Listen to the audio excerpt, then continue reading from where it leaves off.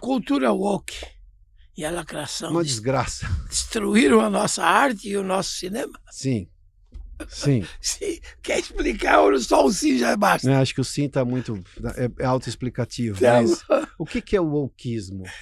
É vitimismo, coitadismo, é uma visão completamente distorcida da história, é achar que agora o mundo precisa parar por mim, o mundo tem que girar ao meu redor, está todo mundo errado. Ele não está buscando melhoras. Aliás, os movimentos woke não estão buscando melhora. É de novo aquela questão do político. Um grupo quer ser dono desse discurso para dominar o discurso e ganhar a vida fazendo esse discurso. Não está querendo melhorar absolutamente nada. Políticas de inserção de pessoas que não tiveram acesso a isso ou aquilo, seja dessa raça, dessa cor, desse gênero, dessa religião, não importa. Políticas reais resolvem problemas. Esse discurso woke é só para dar a um certo grupo, o dono, dar a esse grupo o direito de se achar dono do debate. E agora eu vou dizer o que você tem que pensar.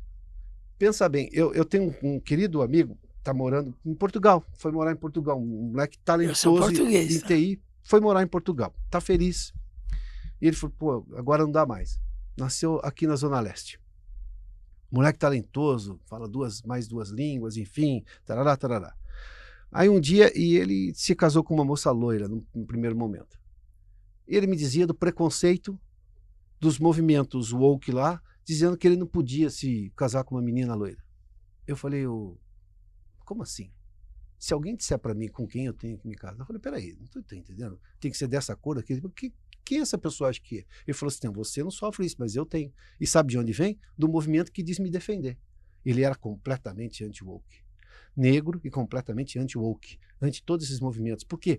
Porque o sujeito quer mandar em você. Quer mandar. Não, eu que defendo a liberdade, a autoafirmação individual em nome de um coletivo, jamais vou permitir esse tipo de coisa. Que isso? Mas veja só, o movimento woke é, além de tudo, intelectualmente deplorável. Não há inteligência naquilo ali. Ali há manipulação. Inteligência do ponto de vista humano. E alguém ganha para isso. De você melhorar as coisas. Alguém ganha para isso. Claro, basta ver o que foi ali, as mansões descobertas daquele movimento Black Lives Matter lá, né? É disso que nós estamos falando. É disso aí. Existe salvação para a cultura brasileira ou viramos reféns? Não, existe. Reféns do funk e do TikTok. E vamos contar uma coisa?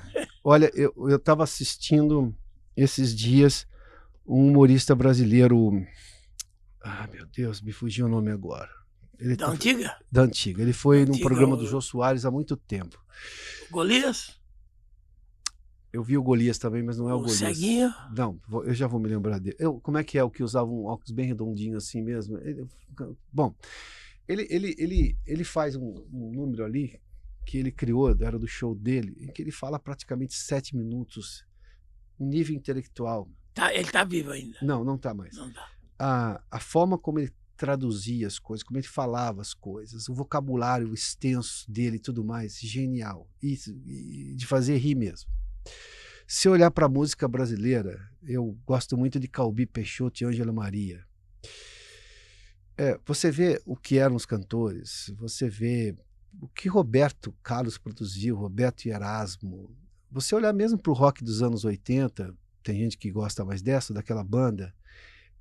Quando você vê, por exemplo, Altamiro Carrilho, que ele fez um chorinho brasileiro. Sim.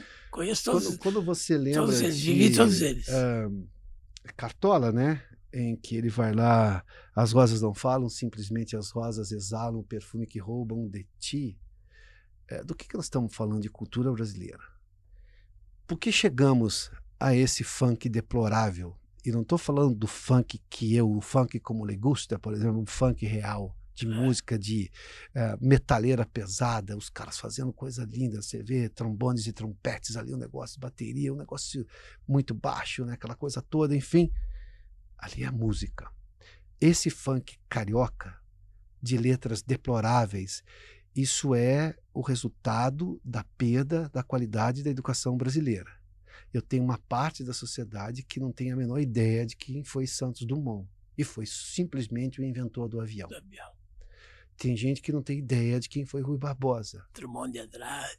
Tem gente que não faz ideia do que foram os poetas brasileiros. Então, se você me perguntar Se tem solução, claro que tem, porque eu tenho exemplos de um país que era bem menos do que é hoje do ponto de vista de acesso a riquezas e condições e que produziu culturalmente muito mais. Então eu tenho um passado que me garante um futuro, basta que eu escolha de novo usar aquela ferramenta. Haverá mudanças, claro que haverá. Haverá uma série de alterações, a imposição do mundo contemporâneo, está tudo bem. Imaginar que eu não tenho solução, jamais. O meu passado não me permite não imaginar. Eu vi, tem um programa, acho que do Flávio Cavalcante, me mandaram ontem um vídeo que eu achei fabuloso.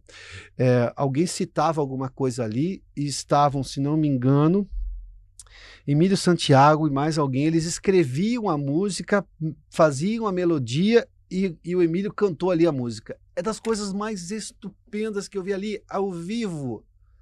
Veja o talento musical dessa gente, veja a capacidade de fazer arte e cultura.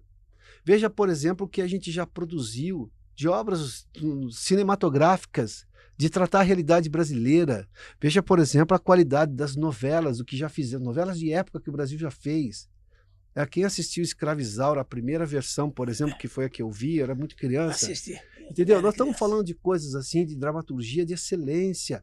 Quando o Brasil entrou nessa onda de fazer musicais, eu trabalhava, tinha um programa na Rádio CBN à tarde, eu levava sempre alguém lá para falar do musical, porque eu adoro musicais, né?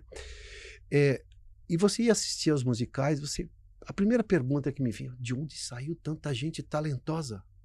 Ou seja, eu só não vou ter solução se eu não tiver matéria-prima. Você vai falar assim, vamos construir uma mesa? Temos madeira? Bom, então não vamos construir uma mesa, não tem mais nada, não tem uma placa de aço, não tem uma placa de nada, não temos nada. Bom, então você não tem matéria-prima. No Brasil nós temos matéria-prima de monte. O que eu preciso é, de novo, mudar e tirar esse wokeismo da cultura. Porque aí se fez concessões para o mau gosto, porque ele nunca teve acesso a isso. Então, escuta, dá educação a ele, deixa ele escolher. Veja, por exemplo, esse país teve o autor da ópera O Guarani, Carlos Gomes. Carlos Gomes ensinou isso no Scala de Milão. Carlos Gomes é respeitado no mundo inteiro da ópera. Eu estou citando só Carlos Gomes, eu posso citar vários aqui. Nossa, quantas pessoas que tinham ideias e pensamentos maravilhosos e atitudes e o que fizeram pelo mundo e que são esquecidos, abandonados. Meu querido amigo, já com muita saudade dele, já não está mais entre nós, o maestro Benito Juarez. O maestro Benito Juarez era o regente da Orquestra Sinfônica de Campinas, eu trabalhava lá. E a música clássica não tinha muita adesão, era um negócio assim, elitizado, no sentido que muito pouca gente se interessava. E o Chitão e o Chororó estavam num momento ascendente da carreira, a nova pegada do mundo sertanejo e tudo mais. O que fez o Benito Juarez? Colocou a Orquestra Sinfônica de Campinas para tocar junto com o Chitãozinho e Chororó no estádio do Guarani, no Brinco de Ouro da Princesa. Lotou. Se as pessoas foram ou não foram pelo Chitão e Chororó, muito provavelmente talvez tenham ido, mas elas passaram a conhecer a Orquestra Sinfônica de Campinas. Sabe o que aconteceu depois? As apresentações que a Orquestra Sinfônica de Campinas fazia, juntava cada vez mais gente. Veja a capacidade do Benito. Eu vou rejeitar, essas pessoas são ignorantes, elas nunca vão entender música clássica, deviam aprender. Não. Espera um pouquinho. Vamos criar um jeito, vamos permitir acesso. Veja a genialidade do Benito. Sabe, a humildade dele, fala assim, eu sei que eu produzo algo único e fantástico de música clássica, de fato, um regente estupendo, mas eu tenho pouco público. O Chitão e Chororó tem público. Chegou para o Chitão e Chororó, que são sensíveis para isso também. O Chitão e Chororó tiveram a oportunidade, eu tenho plena convicção que o Chitão e o Chororó viram aquilo como uma oportunidade de tocar ao lado de uma orquestra como a Orquestra Sinfônica de Campinas. Era um ganho musical para eles. Ao mesmo tempo, eles emprestaram a popularidade que eles tinham naquele momento para a música clássica. A orquestra ganhou com isso. Todo mundo saiu ganhando. Muito mais gente conheceu música clássica. Talvez o sujeito mais snob da música clássica percebeu o valor na música sertaneja. Todo mundo ganhou. Veja o que é gente inteligente a favor das coisas. Quando você me pergunta sobre o funk, sabe qual é a minha resposta do funk? Eu não gosto, acho as letras deploráveis. Mas eu não posso perder essas pessoas. Como é que eu consigo trazê-las? Vamos fazer o seguinte, claro que tem coisas que fogem do mínimo bom gosto. Tem coisas que são grosseiras. Aliás, tem coisas que são extremamente misóginas. É um horror, né? É um discurso contra a mulher. Que como é do mundo woke, não, é a mulher que está decidindo o que ela quer ser. Não, peraí, isso é grosseiro contra você. Não fica mudando o discurso. Pô, as pessoas são inteligentes. Para de criar uma alternativa para isso aí. É feio, é grosseiro, é chucro, é de mau gosto, é ofensivo. Agora, o público, não estou falando dos compositores, estou falando do público. Pega o público. Fala, escuta, vamos conhecer outras coisas também? Vem cá. Vamos ver umas coisas bacanas aqui? Tá, vou te dar a oportunidade de conhecer mais para depois escolher. Porque, na verdade, boa parte dessas pessoas, ela fica só restrita a um mundo que se interessa a quem? Interessa à esquerda para dominar o discurso. Se só ouve o que eu falo e segue a mim. Todo ditador gosta que só... Por isso ele é um ditador. Ele não permite acesso às outras coisas. Qual é a beleza da liberdade e democracia, que é o que está, digamos, alinhavando toda essa nossa conversa aqui? É que você tem acesso a tudo e você, pelo livre-arbítrio, escolhe. Eu digo que a fagulha divina que criou a espécie humana, ali a fagulha de Deus que fez o ser humano existir, chama-se livre-arbítrio. A diferença de nós para qualquer outra coisa viva no planeta, no universo, é que nós temos livre-arbítrio, a gente pode escolher. Nós temos capacidade de escolher por si próprios. Agora, essa capacidade de escolha fica melhor quando eu tenho acesso a muita coisa. Aí eu vou fazer uma escolha mais apropriada, uma escolha mais bem embasada. Quando eu não dou acesso às pessoas, aí elas vão escolher só o que está na frente delas. Aí isso se dá um nome de limitação.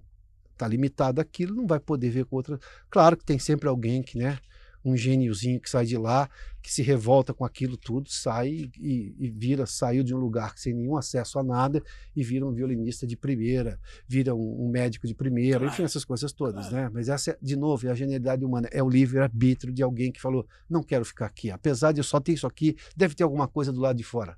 E sai no mundo afora e surpreende todo mundo.